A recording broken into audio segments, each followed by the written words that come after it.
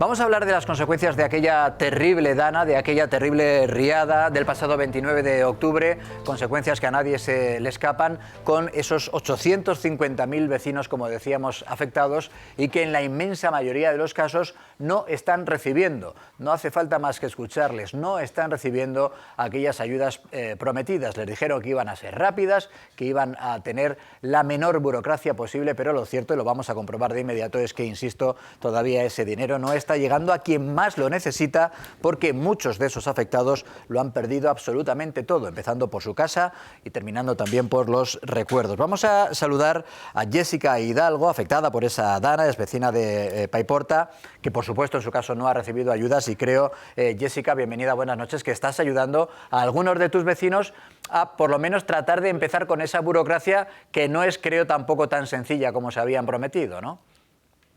Sí, hola, buenas noches. Estás ayudando a algunos de tus En, vecinos, ¿verdad? ¿Nos decías? en mi caso particular tenemos afectadas las dos casas de mis abuelas. O sea, que estáis hablando de pérdidas Y importantes. sí, claro, se han tenido que ir tanto mis abuelos por parte de madre como mi abuela con sus dos hijos dependientes por parte de padre, se han tenido que ir a vivir fuera del pueblo.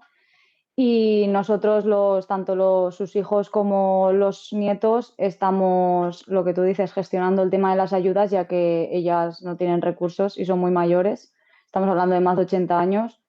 Y nada, lo gestionamos en cuanto salieron las ayudas y de momento no ha habido respuesta ninguna. Y mañana hace 3 semanas desde que pasó esta catástrofe. ¿Cómo es ese papeleo? ¿Es tan sencillo como se había prometido? No, al final pues tienes que entender un poco de qué va el tema y poder tramitar, pues te piden documentación, tienes que tener un ordenador, tienes que tener internet, que hasta hace poco pues era complicado, y poder acceder a ese trámite y conocer un poco cómo funcionan esos trámites. Porque en vuestro caso nos decías con pérdidas importantes. ¿Sabéis más o menos qué ayuda os correspondería de ese paquete que vamos a ver ahora, que no es precisamente, no está demasiado bien dotado, ese paquete de 1.500 millones de euros? Insisto, en vuestro caso, daños importantes en dos viviendas, las dos viviendas de tus abuelos. ¿Sabéis más o menos cuánto os correspondería? Nosotros hemos solicitado la ayuda de aquí de la Generalitat de 6.000 euros. Y tampoco os ha llegado. No, no, ni nos ha llegado, ni se ha tramitado solo y ya está, ni hemos recibido ningún correo, ni nada, nada, nada, cero. Y luego para el tema de las ayudas de los negocios, porque también tenemos una pequeña empresa familiar, aquí también en Paiporta, se abre mañana aún lo que es la tramitación, el periodo de hacer el trámite para poder gestionarlo para las empresas. Bueno, decíamos que de ese paquete de 14.000 millones de euros que se ha anunciado por parte del Estado para ayudas directas, apenas figuran. Vamos a repasarlo con nuestra compañera Lucía Crespo y de inmediato continuamos contigo. Digo que, Lucía, para esas ayudas directas, para el caso como el que estamos hablando de Jessica, se destinan 1.500 millones de euros. De esos 14.000, solo 1.500 millones para las ayudas directas, ¿verdad? Sí, fíjense, porque de los 14.373 millones de euros que ha anunciado el Gobierno en ayudas, la realidad es la siguiente, lo decías, solo 1.500 millones de euros son ayudas directas, es decir, son ayudas que aporta el Gobierno sin devolución para los 800.000 afectados.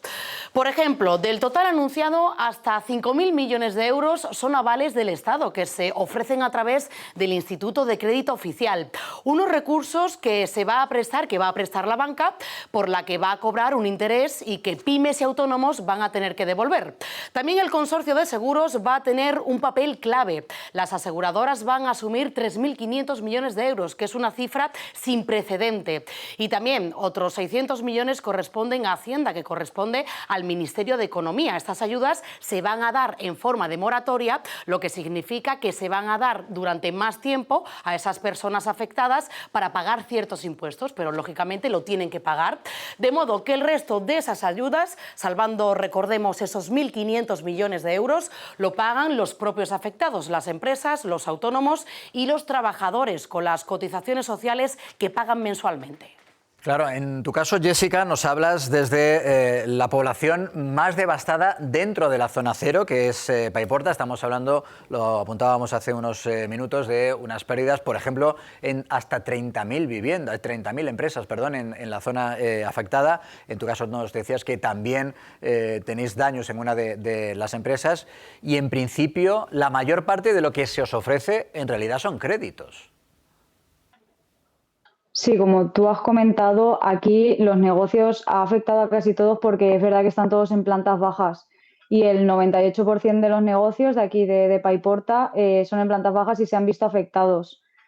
Y eso, de momento, pues estamos esperando a que se abra el tema de la tramitación para eso y la única iniciativa que se ha movido así un poco, no sé si habéis oído hablar de ella, es la iniciativa de Alsemse, de Juan Roig.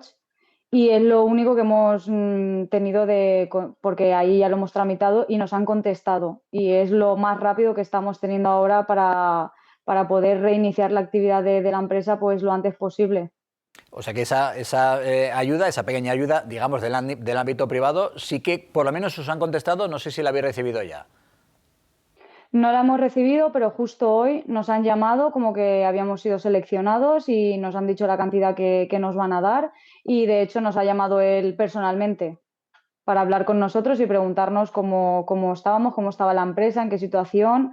O sea que es lo único que hemos recibido hasta ahora, la única contestación. O sea que dentro de la enorme desgracia hoy por lo menos es ese primer momento en el que alguien se interesa por vosotros e incluso para ofreceros esa ayuda. Porque ¿cómo están los ánimos, Jessica? Pues estamos todos de bajón, porque llevamos ya 3 semanas y es verdad que necesitamos como volver un poco ya a la normalidad, ¿no? Es lo que he leído por redes sociales, estamos vivos pero no viviendo. Cuando sales a Valencia te das cuenta de que hay vida. Es que lo que estamos aquí, esto no es vida. No tenemos nada para comprar, no tenemos trabajo, no tenemos los coches particulares, los han llevado casi todos la Dana, las furgonetas del trabajo, pues esto no es vida, no es vida. Claro, porque vuestro día a día, me temo que todavía es tratar de limpiar los destrozos ocasionados por la Dana, claro. Sí, actualmente estamos en la empresa pues acabando de limpiar lo que es el taller, lo que se ha podido salvar, porque es verdad que hemos perdido muchísimas maquinarias y herramientas, la mayoría, y el tema de la oficina igual hemos perdido todos los equipos informáticos, toda la documentación que teníamos de los clientes, todo. Entonces estamos intentando pues con los recursos que tenemos pues intentar poco a poco pues tirar hacia adelante y nuestra finalidad es retomar la actividad lo antes posible porque nuestra empresa encima es de reformas y pintura y ahora es lo que más hace falta aquí. Pues Jessica Hidalgo, gracias por atendernos, te enviamos un abrazo fortísimo y mucho ánimo y vamos a ver si entre todos conseguimos que se haga realidad esa frase que tantas veces repetimos, que de hecho solemos repetir después de cada tragedia. Esta es la mayor catástrofe nacional en la historia moderna de nuestro país e insisto, vamos a ver si entre todos conseguimos que se haga realidad eso de que no nos vamos a olvidar de Valencia. Lo dicho, Jessica, mucho ánimo y muchas gracias por atendernos. Muchas gracias. Yo quería agradecer a toda la gente que ha venido a ayudarnos, los voluntarios, porque sin ellos no hubiésemos podido, sobre todo los primeros días, sin ellos no hubiésemos podido ni a limpiar, ni quitar lodo, ni comer, ni beber agua. Así que gracias a todos los que os estáis volcando y viniendo a pueblos como este que están muy afectados, porque sin vuestra ayuda es que no hubiésemos hecho nada. Nos hubiésemos quedado ahí en el lodo todos. Bueno, gracias, Jessica. Efectivamente, Gracias. Los voluntarios que han dado un ejemplo. Un beso fuerte, Jessica. Gracias. Gracias. Pues este fue el comienzo de esa inmensa tragedia con las consecuencias que todos conocemos en la provincia de Valencia. Era el momento en el que el Barranco del Pollo en la provincia de Valencia se desbordaba, ocasionando el mayor número de víctimas mortales.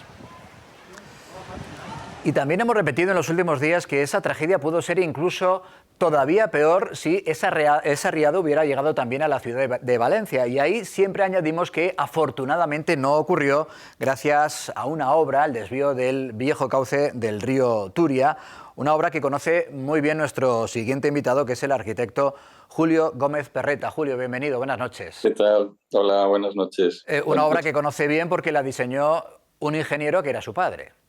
Efectivamente, después de la riada de 1957, que fue una catástrofe también extraordinaria, con puntas de agua de más de 3.500, 4.000 metros cúbicos por segundo, mi padre con un arquitecto asturiano, Fernando García Ordóñez, pues idearon esta solución, que no era solamente el desvío del cauce, era convertir una ciudad que era prácticamente del siglo XIX, rodeada de pasos a nivel, sin accesos, en fin, en una ciudad del siglo XX. O sea, no solamente fue el cauce, sino que fueron, como te digo, los accesos a la ciudad, y además con un propósito urbanístico muy claro, y es que la ciudad no creciera hacia el sur, no creciera hacia la huerta. Lo que pasa es que los pueblos que están al sur del cauce han crecido hacia el cauce, ¿no? Pero de alguna manera se proyectó como una especie de cierre, de protección de la huerta y de protección de la ciudad. Y yo creo que, si me permites que te comente algunas cosas, claro. Yo creo que se está poniendo el foco equivocadamente,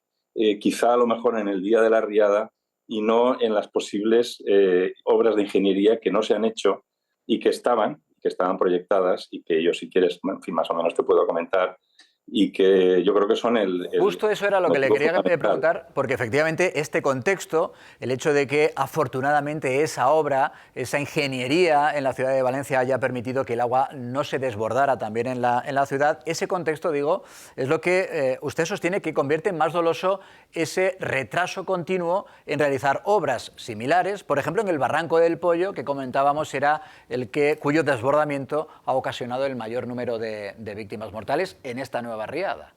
Efectivamente, yo no soy urbanista, no soy ingeniero hidráulico, pero sí que conozco que hay proyectos, hay un proyecto incluso que yo creo que sería la solución fundamental, porque yo creo que hay que dar esperanza, ¿no?, a estas 850.000 personas que tú has dicho, porque yo tengo amigos allí con negocios que están tratando casi de salir de la zona, ¿no? Entonces, yo creo que hay 3 obras muy importantes que se tenían que haber hecho. El plan hidrológico. Yo escribí un artículo el otro día muy indignado porque esas obras estaban ahí en el plan hidrológico, y yo creo que a partir de Zapatero y quizá con la influencia de Esquerra Republicana pues se fueron abajo. Uno es el pantano de Cheste, que recoge el Barranco del Pollo al principio. Luego hay posibles azud intermedios para que de alguna manera el agua se vaya drenando.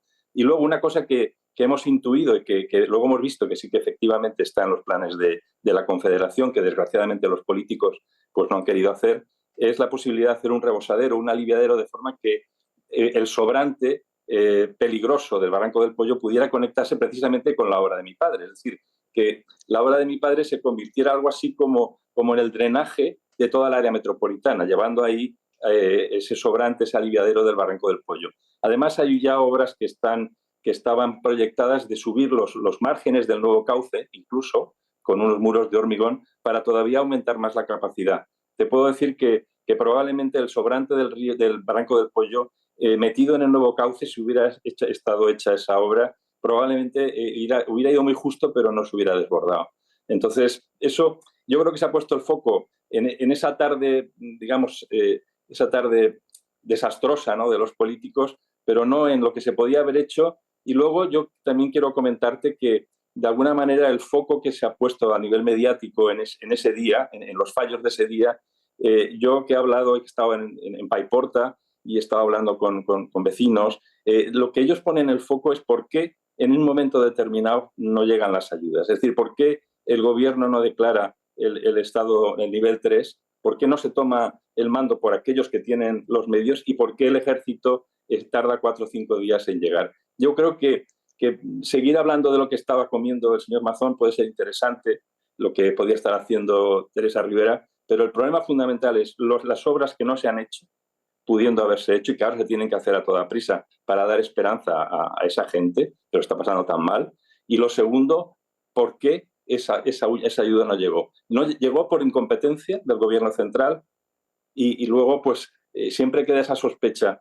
Todo esto, de alguna manera, era para llevarse por delante el gobierno de la Generalitat ante esos 4 o 5 días de ausencia del gobierno central. Entonces, eso es lo que en Valencia en este momento está doliendo más, y yo creo que a nivel nacional yo creo que debería saberse, ¿no? Esos 2 periodos, el anterior a la catástrofe y esos 5 días malditos en el que prácticamente las ayudas eran de los voluntarios. Mi hija estuvo por allí también. En fin, fue aquello un auténtico desastre y de alguna manera el Estado estuvo desaparecido, ¿no?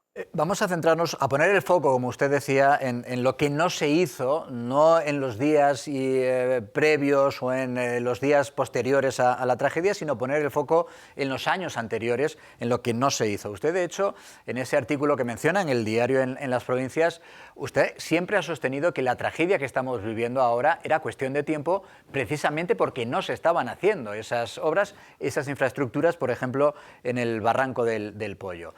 Claro, ¿cómo se puede explicar, visto lo que hemos visto, sufrido lo que hemos sufrido, que no se acometieran? Que es decir, que algunos de los dirigentes políticos demoraran permanentemente en el tiempo esas obras que los ingenieros, los expertos, los que saben que podía ocurrir como usted, estaban poniendo encima de la mesa.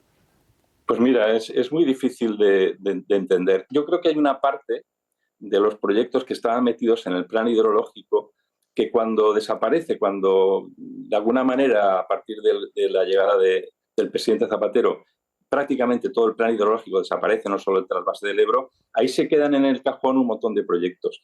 ¿Por qué no se hace después, por ejemplo, esa especie de aliviadero entre el barranco del Pollo y el Cauce? Que yo, sin ser un experto, sí que he oído a expertos que lo han mencionado y que incluso está proyectado y está valorado en unos 200, 250 millones. Primero porque no sé, quizá los políticos no han entendido que nosotros estamos en el área metropolitana, en la Huerta de Valencia, es un área toda inundable. Es decir, nosotros toda la huerta se ha producido a base de aluviones de lodo a lo largo de los cientos de años. Eso no han sido conscientes los políticos y luego pues tengo que manifestar que hay un cierto ecologismo que a lo mejor en otras partes de España pues tiene mucho más sentido, pero en esta zona, que es zona de aluvión y catastrófica, pues no tiene sentido. Entonces hay una ley de protección de la huerta que aprobó el gobierno del presidente Puig, que en este momento, por ejemplo, estaba impidiendo esa posibilidad de hacer ese proyecto de conexión, ¿no? Entonces, yo creo que ha sido dejadez, ha sido abandono, ha sido también un concepto del ecologismo. Yo creo que no se puede de alguna manera adaptar a nuestro medio, a nuestra área metropolitana. Imagínese que yo en el gobierno anterior he oído decir que el Plan Sur era un error, es decir, que habría que recuperar el nuevo cauce, que en este momento, como ustedes saben, es un jardín que disfrutan todos los valencianos. Es decir, yo creo que no ha habido conciencia de lo que supone vivir en una zona, digamos, de aluvión, que a lo largo de los decenios ha sido riada tras riada, ¿no? Sí, es verdad, usted escribe alarmado que hubo quien incluso pretendía recuperar el antiguo cauce del Turia en la ciudad de Valencia, además que el cauce original, como muy bien dice, se ha convertido en una de las arterias, en una de las zonas más disfrutada por los valencianos, además de, como se ha demostrado en esta ocasión, además de haber salvado vidas. Esa obra diseñada por el padre de nuestro invitado de Julio Gómez Perreta. De verdad le agradezco mucho que nos haya atendido, sé además que ha retrasado un encuentro, una reunión que tenía también a esta hora, sí. Así que se lo agradezco doblemente. Le envío un fuerte abrazo. Espero que haya sido útil y ahora solo mandar un mensaje de que cese la batalla política y nos pongamos todos a recuperar esa zona, porque realmente es casi el 25% del PIB de Valencia y la gente lo está pasando muy mal. Eso es lo primero, efectivamente, que esas ayudas lleguen de una vez por todas. Gracias, Julio, un fuerte abrazo. Gracias.